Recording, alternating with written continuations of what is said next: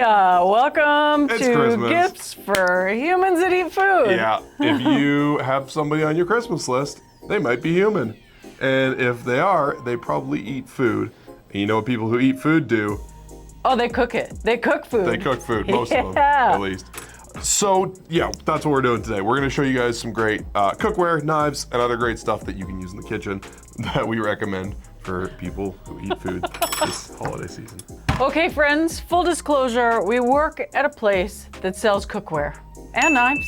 We only buy stuff to sell that we've tested extensively and really can stand behind. And so this is a selection of some of this season's best. Yeah, we're all avid home cooks. Most of us, both of us, used to work in restaurants. Yeah. So we're pretty picky. Let's start with knives.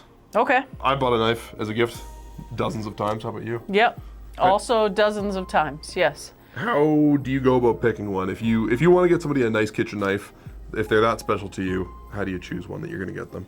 Honestly, it comes down to like what I know that they like to cook. And so my brother, for example, got really into barbecue, like Southern barbecue. And so I knew he was going to need something really long to cut, you know, big cuts of meat. And so I got him a Tsujihiki.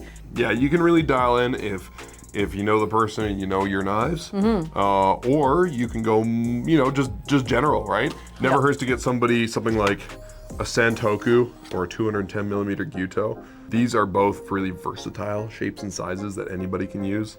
I pretty much always pick a knife that's pretty and stainless steel. Yep. Because you don't want to give somebody a high maintenance tool, and you want them to be excited when they open it, right? Yeah, absolutely. I think I've purchased both of those knives as gifts before. Yeah.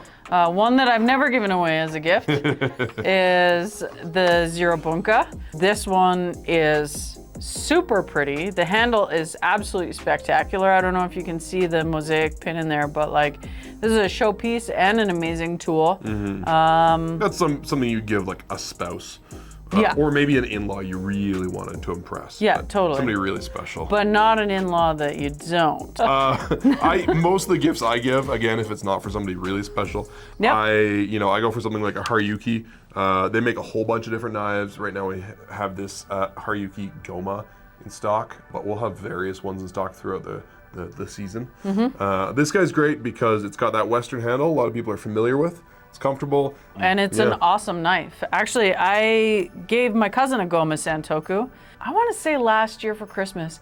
And it made her cry. She was like really excited to have her first like Japanese daily driver. Similarly, if you want to change it up on that person, you could go for something with like this Japanese style handle. This is the Seki Kanetsugu Heptagon series. Really pretty, not high maintenance, like stainless steel, not super thin and fragile, like some of the really fancy stuff. Really beautiful, comfortable handle. But I also think like with both of these, don't put them in the dishwasher. Yeah, no. But if somebody like messes up and puts them in the dishwasher once, they're gonna be fine compared to like the Zero, which would be pretty sad. Yeah, that would be a devastating move. And even honestly, like the Kumo, which is what I've got here, it's a Kumo 240. Again, stainless steel, really beautiful Damascus finish on there. But the handle is... It's cherry wood. Cherry and packerwood collar. That reminds me that once you give somebody a knife as a gift, make sure you show them the care letter. 100% of our knives come with a care letter. And not only do they have a really cool story about the person that made it, but on the back side, it has all the stuff that they should and should not do with their knife. And it says things like that. Don't put it in the dishwasher. Yeah. Don't cut bones. Don't cut frozen food. And then, basic stuff like how to maintain it, first time free sharpening. Because if this is somebody's first kitchen knife and they're used to Cutcos or Henkels or whatever, they're not going to know exactly how a Japanese knife works. So it'll be helpful for them to start off on the right foot. Yeah, absolutely. Make sure you get them a ceramic honing rod. This is a tool for maintaining their edge, and it's much better for your knife than a steel honing rod. These guys are half price when you buy a knife, so they're normally 64 bucks. They're 32 when you get a knife. Make sure you also grab them a blade guard, and if you really want to treat the person, maybe a nice wooden cutting board that's going to be better for the edge of their knife. Oh yeah, great picks. So Tiff, let's say maybe you want to get some other stocking stuffers to go with the knife, or maybe this is a Secret Santa and you only have a $50 budget. So yeah, let's talk about those. Yeah, so a thing that I'm getting into myself right now, and that makes a really great, pretty inexpensive gift that is gonna change the way you appear in your kitchen, is a mandolin. The Curel wall. I can't pronounce that word. Can you pronounce it? The Curel. The Curel mandolin is absolutely fantastic. You can adjust the tray on it. You want to be careful of the sharp cutting edge, obviously, but this is great for, like, if you're gonna do any like shaving of carrots or cucumbers or onions. Yeah, you've been watching Cucumber Guy on TikTok and you want to make those salads? Yeah, totally. This is your guy. It's going to change the way you cut a cucumber, that's for sure. And if you are careful, it is much safer than a cheap mandolin. Yep. Because all the people on the internet I see using the mandolins, and they're like those $20 ones from the grocery store that you have to fight with. Yeah. That's when you're going to cut yourself. This guy's super smooth, effortless. The mandolin changed my life. It was a great tool, and you know, really, if you're having fun in the kitchen, you're gonna cook great stuff. Yeah. Right? Get It Right has so many colors. So many colors. Yeah. So many colors. I really like this teal. The teal is one of my favorites.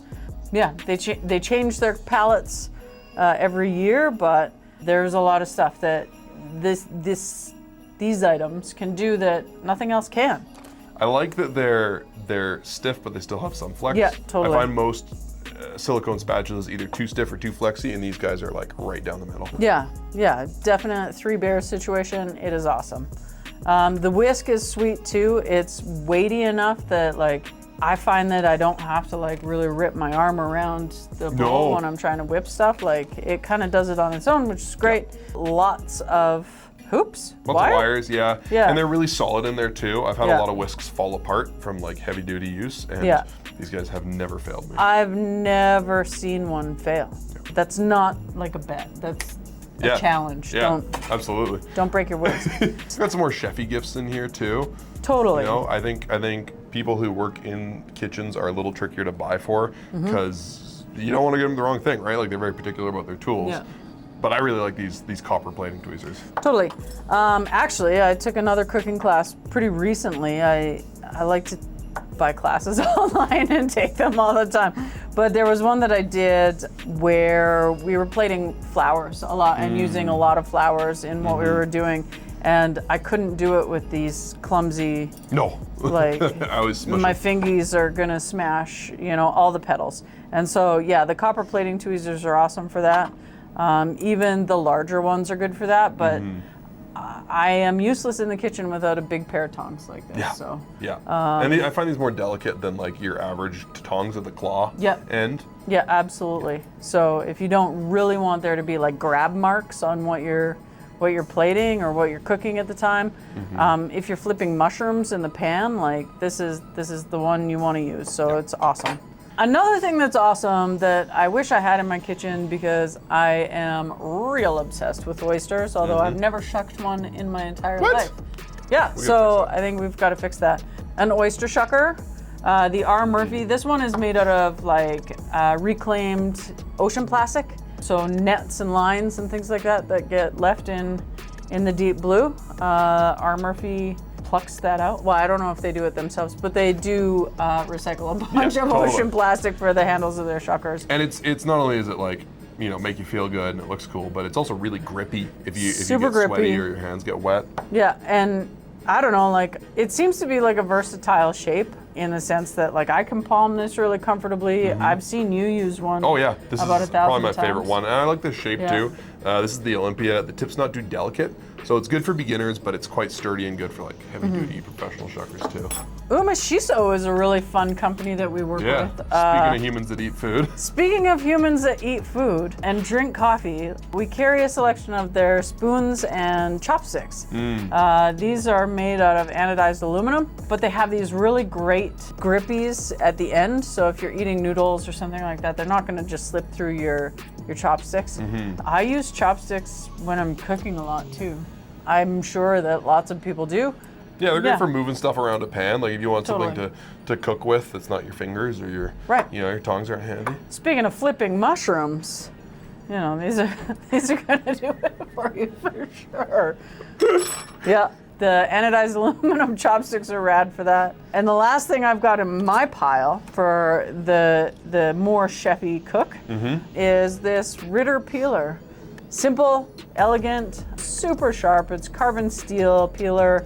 What I actually really like about this is that the peel is super thin, and so you lose less of what's inside of what you're peeling. So if we're talking carrots or potatoes or beets or whatever you're peeling, like if it doesn't have a huge thick skin and you're after what's inside and not what's on the outside, then I would say this peeler is hands down one of the best that I've ever used. Yeah, and I love those Kuhn Rikon peelers, but they rust, and this guy's stainless steel. Oh, is it stainless? It's stainless steel. I said it was carbon, I'm sorry, I'm a liar. By the magic of television, this pan appeared in front of me. I really like these. They're made in Japan. They're the Kirameki pans. A lot more people are getting into carbon steel cookware because it's lighter, weight, and more affordable for a lot of people than cast iron. But it seasons up beautifully. There's no Teflon. These Kirameki are my favorite, partially because they're exactly the kind of pan I used to use when I worked in a French restaurant, but also because they are super lightweight. They're really inexpensive. I think they range from 35 to 55, right? 35 to 45 Canadian dollars. Yeah, I think so. Really reasonable for a good quality pan. So you can pick up a couple for somebody and still be in that like Secret Santa $75 kind of price range. I'm giving a lot of people these for Christmas this year, honestly. This is probably what I'm getting my daughter for Christmas this year, or one of the things I'm getting her is just an apron, a good quality one. Medium rare, they do most of their production in Canada. It's a former chef, Cam Dobransky, a good friend of ours. And I just love what they do. They're sturdy, they're beautiful. She likes to cook, so I want to get her own special apron. And speaking of which, I'm due for another apron, so I'm gonna put this guy on my list. I really like the camo Realtree. Nathan, you've disappeared. Oh no. Yeah, such a great apron. It's the actual like Realtree camo, which is good for people who like their camo, but it's also good for like the camo fashion people. Yeah. Because it is just like, it's very elegant camouflage, you know, not too hard on the eyes. Yeah, totally. Yeah. Got some nice oak leaves in there. Other stuff I like, speaking of made in Canada, Little Deer. Been around for decades. These are the best. Yeah. Yeah. These are just like the most reliable, beautiful handmade wooden spoons. You know, well seasoned, it's gonna last you a lifetime. So like every time I use mine, I kind of just wax it up a little bit. Yeah, they're beautiful, they're durable. I also like the better spreader. Comes in right and left-handed. That's the cool thing, is they make a lot of their stuff is like single-sided in a way. Yeah. So they make right and left-hand versions of all of those. That guy's great for getting like olives out of a jar, and you know, if you're making a witch's potion, you need to take a little sip. You know. It's a good cauldron accessory. Would you like a taste, my dearie? Wrong holiday. Yeah, Halloween just happened. I also like this guy. I don't remember what it's called, but it's a cool little guy. It's good for spreading like peanut butter, mayo, jam, butter. Yeah, any spreadable for a sandwich. Yep. And then lastly, besides a knife, one of my most used kitchen tools is a Microplane. I really like the grippy handle ones because they're just more comfortable. I used to use the full metal ones, but they're just not that comfortable to hold. So this guy comes in a bunch of really nice different colors. I don't know what these ones are called, but you can find them on the website. I think that's lipstick pink. Lipstick pink, and this one's denim. Denim blue, yeah. Great. I use them for garlic because I'm too lazy to mince it. I use them for Parmesan because obviously. I use them for nutmeg. Anything hard that you need to make into like a fine little fluffy mound of deliciousness. Obviously great for zesting citrus and stuff like that too. General gift shopping advice, I always tell people to start early because nobody likes shopping during December, it sucks. Also, you know, handmade Japanese knives are a finite resource, so your options are gonna get slimmer the closer you get to Christmas.